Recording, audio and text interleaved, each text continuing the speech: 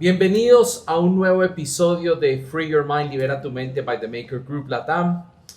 Esta semana nos complace recibir a un nuevo invitado, una persona que viene a traernos experiencias, liderazgo, inspiración como todas las semanas con nuestros invitados. Un líder en México en todo el tema de aduanas y negociaciones muchas veces complejas en ese mundo. Pero esta vez me complace recibir a Jesús Díez, pero dejo que él se presente un poco y los pueda saludar. Jesús, qué bueno tenerte en ese espacio. Luis, por favor, el gusto es mío. Muchísimas gracias por la invitación. Antes que nada, bueno, como lo mencionaste, mi nombre es Jesús Díez.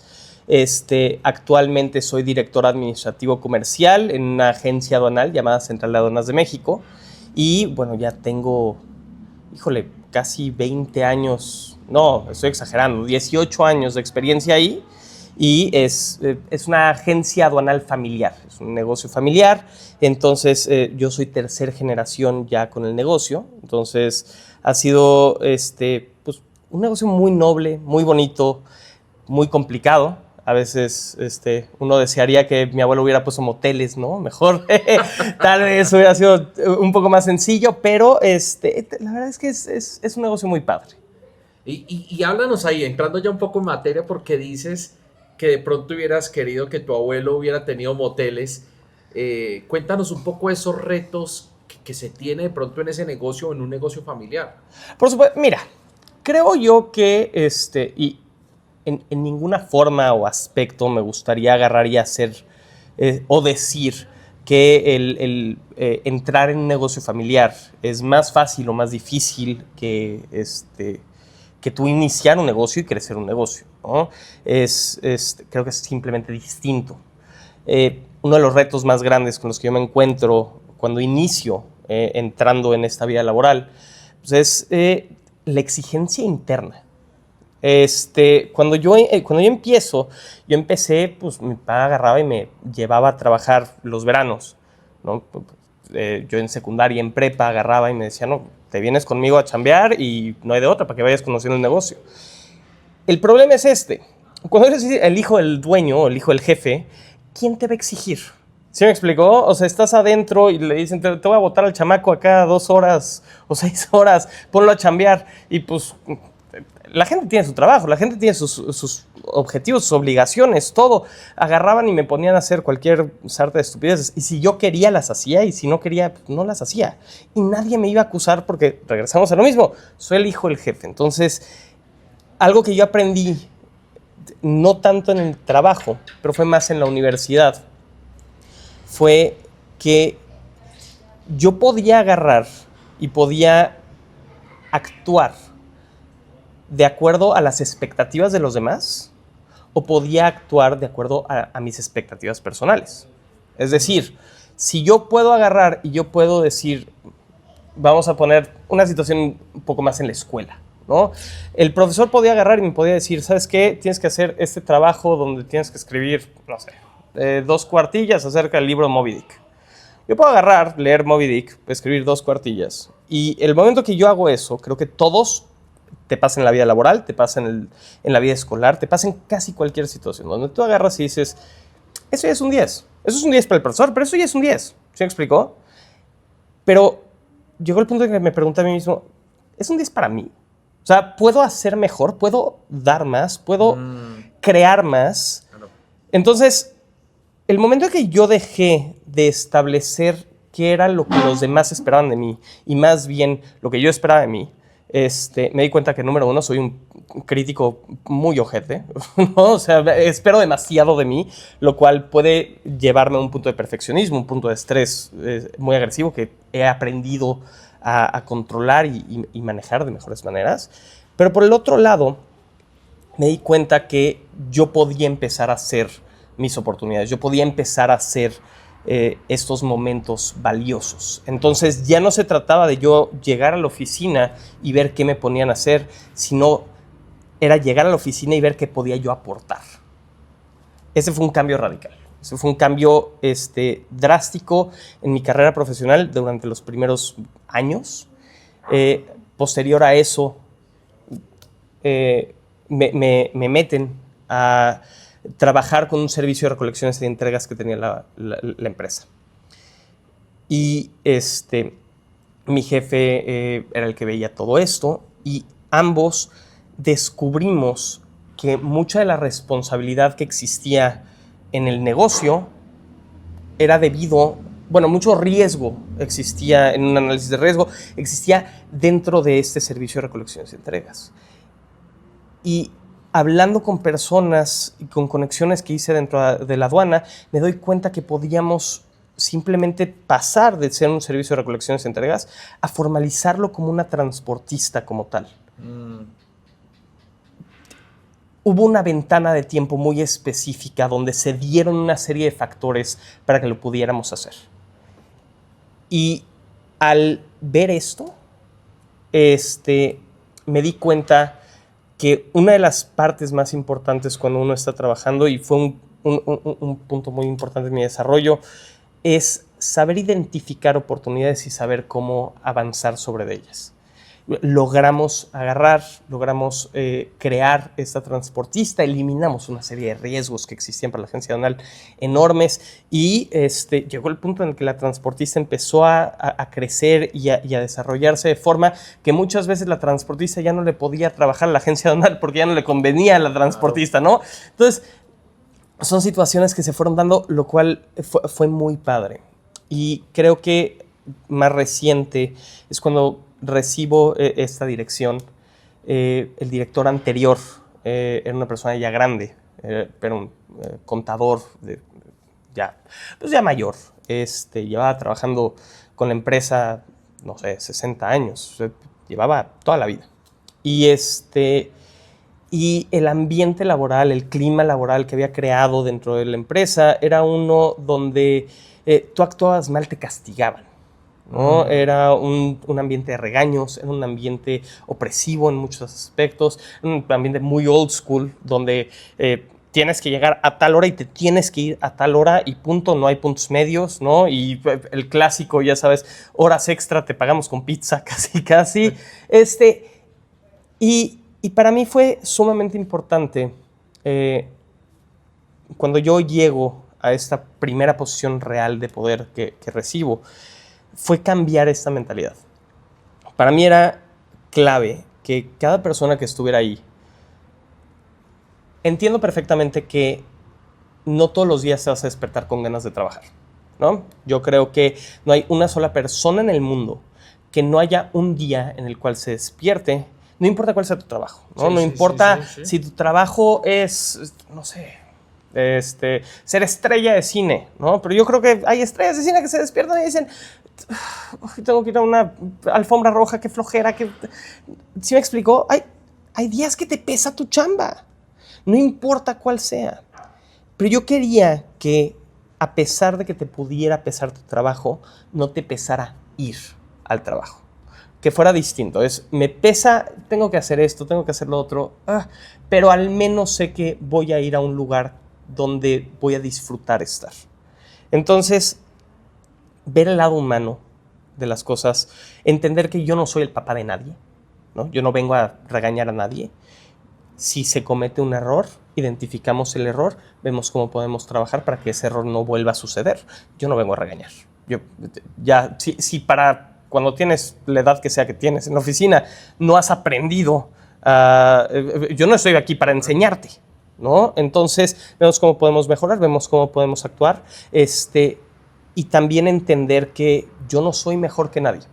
Yo no soy más que nadie, yo no estoy por encima de nadie, todos somos iguales, solamente cada quien tiene responsabilidades distintas y hay que actuar sobre esas responsabilidades.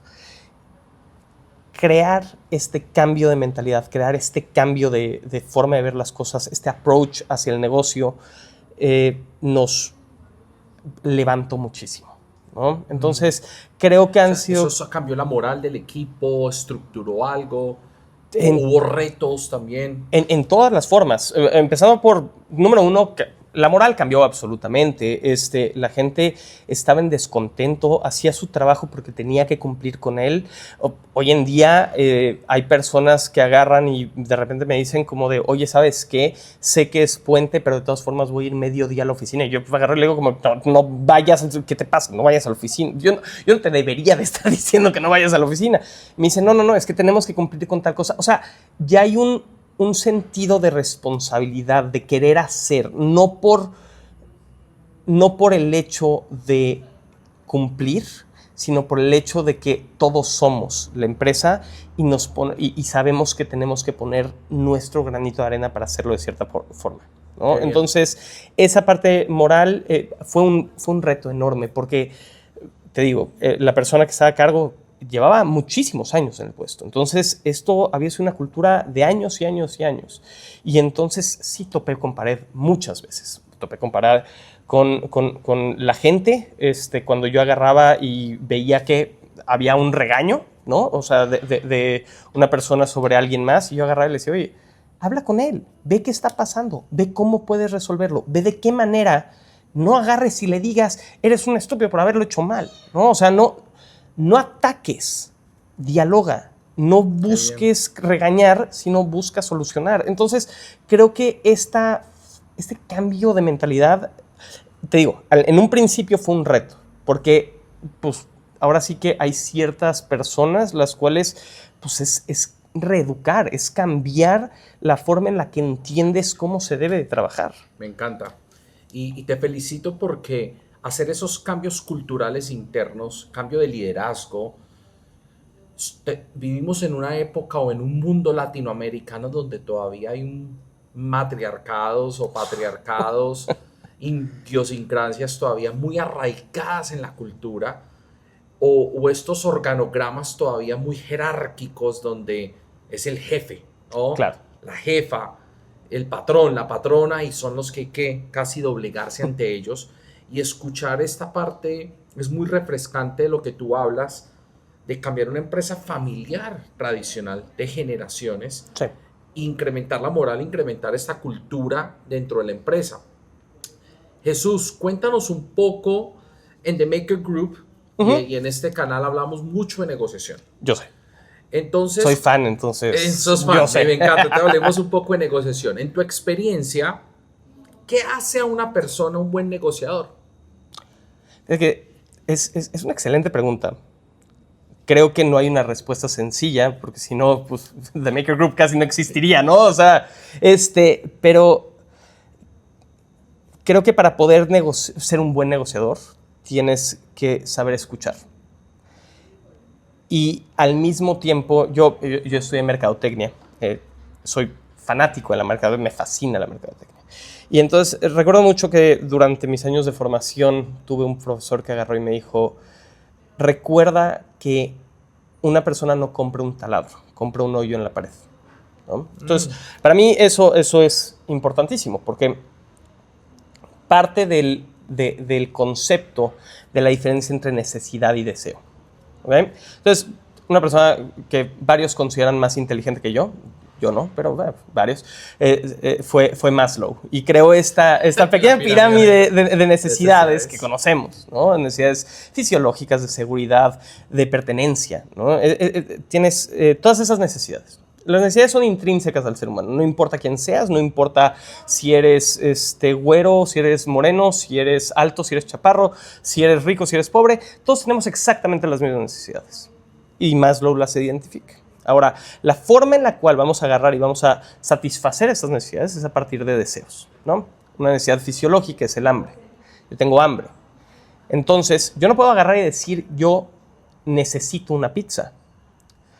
Dentro de mí yo siento que necesito una pizza, pero es porque yo soy un gordo que solo satisfago mis necesidades así. Pero yo puedo sentir que necesito una pizza, pero realmente yo deseo una pizza. Quiero una pizza, necesito comer, quiero una pizza. ¿Sí me explico esta pequeña diferencia? Entonces, ¿qué pasa? Las empresas, todas las empresas, el negocio en el que yo me desarrollo es un negocio B2B. Vende un servicio a empresas. Yo no vendo un servicio al consumidor general. Sin embargo, no importa si eres una empresa que vende a un consumidor general, no importa si eres una empresa que vende su servicio a otras empresas, necesita entender este concepto clave. ¿Por qué? Porque a pesar de que todos tenemos las mismas necesidades, la forma en la que las satisfacemos va cambiando. Y llega un punto en el que puedes estar cubriendo la necesidad, mas no satisfaciéndola. No sé si me estoy explicando. Sí. ¿A qué me refiero? A que yo puedo agarrar y decir, yo necesito nutrirme, pero puedo estar comiendo arroz con frijoles todos los días. ¿Me estoy nutriendo? No necesariamente, pero estoy cubriendo la necesidad, porque necesito comer, ¿no? Tarde o temprano voy a tener un problema de desnutrición o lo que sea, pero lo estoy cubriendo, pero está insatisfecha la necesidad. De la misma manera pasa con las empresas. Las empresas tienen ciertas necesidades dentro de sus sistemas, dentro de sus procesos, dentro de todo. Y si te detienes y escuchas, entonces puedes identificar que tal vez no es que necesiten un agente aduanal. Tal vez lo que necesitan es un proceso más fluido que el que actualmente tienen. O tal vez lo que necesitan. Y el momento en el que tú puedes identificar exactamente cuál es aquella necesidad, qué es aquello que no está satisfecho, es entonces en donde tú puedes evaluar si lo puedes cubrir o no y puedes iniciar una negociación. El momento en el que tú escuchas, porque te pueden estar gritando, yo necesito un hoyo en la pared. Pero hasta que tú no identificas que lo que quiere es colgar un cuadro, entonces le acabas de ofrecer 80 herramientas que no servían de nada.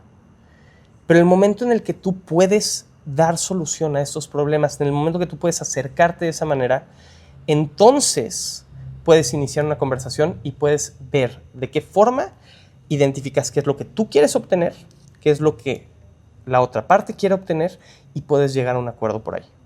Pero hasta que no tienes ambas partes identificado, creo que nunca vas a poder ser un buen negociador.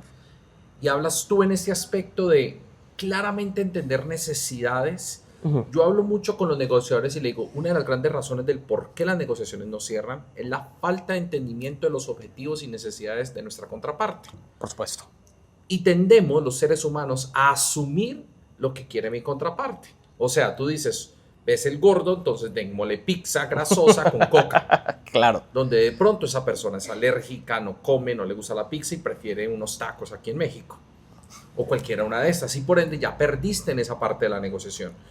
Entonces yo pienso, o lo que escucho de ti es que hay que saber preguntar para entender necesidades y escuchar claramente esa información dada, ya que la información nos proporciona poder. Estoy completamente de acuerdo. ¿Alguna vez has escuchado el caso de Old Spice? No. Old Spice. Bueno, que hacen unas propagandas espectaculares. Completamente. Hoy hacen propagandas espectaculares. Pero a principios de los 2000 Old Spice se ve en una situación bien chistosa y bien interesante. Entró un nuevo competidor a partirles el hocico, ¿no? Que fue Axe.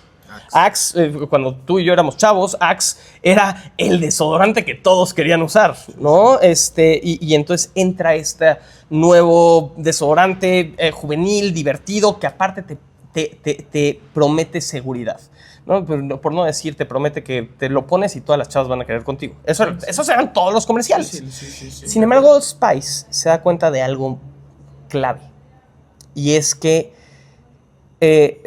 Old Spice lo compra, si no me equivoco, lo compra P&G, Procter & Gamble. Y entonces Procter hace una serie de estudios de mercado y se da cuenta que las personas que van a comprar, que el 75% de las compras de productos de higiene personal de hombre las hacen las mujeres.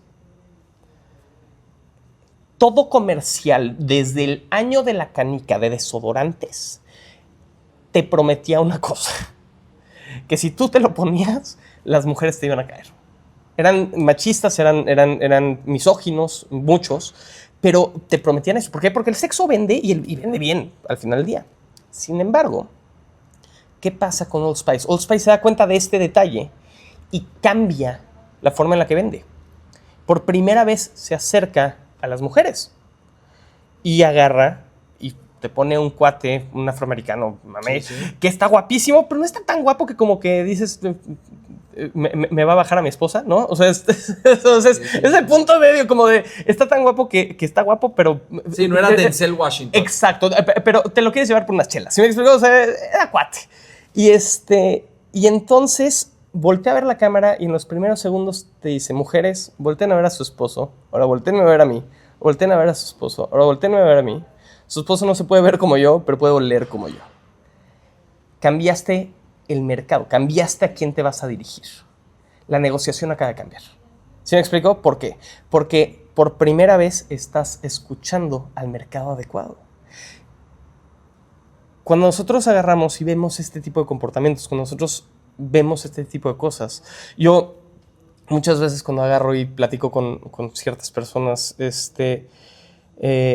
he llegado a decir, creo que muchas veces tú crees que la negociación empieza cuando te sientas con el CEO o con el director de ventas o con el gerente. Pero no, compadre, la negociación empieza cuando hablaste con la secretaria.